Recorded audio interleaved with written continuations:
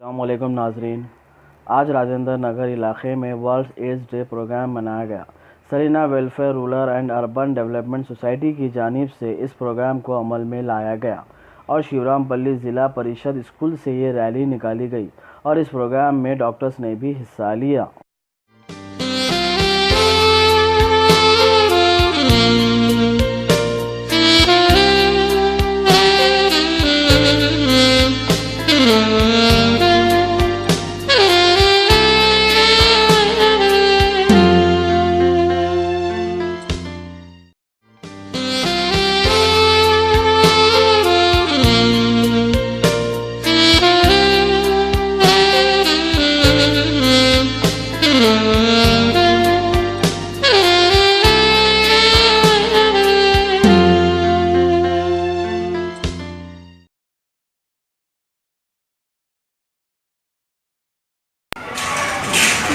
आज मेरा नाम सलीना शेख है और आज वर्ल्ड एड्स डे 1 दिसंबर में ये प्रोग्राम होता है।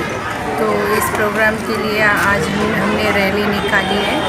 शिवरामपल्ली ज़िला परिषद स्कूल है, हाई स्कूल, यहाँ से ये रैली निकाली थी हमने और यहाँ पर जो प्रोग्राम हुआ सक्सेसफुल। एड्स का जो प्रोग्राम है HIV का, ये बहुत सक्सेसफुल हुआ और यहाँ पर जो डॉक्टर्स हैं राजेंद्र नगर के, उन्होंने भी अच्छा पार्टिसिपेट किया है।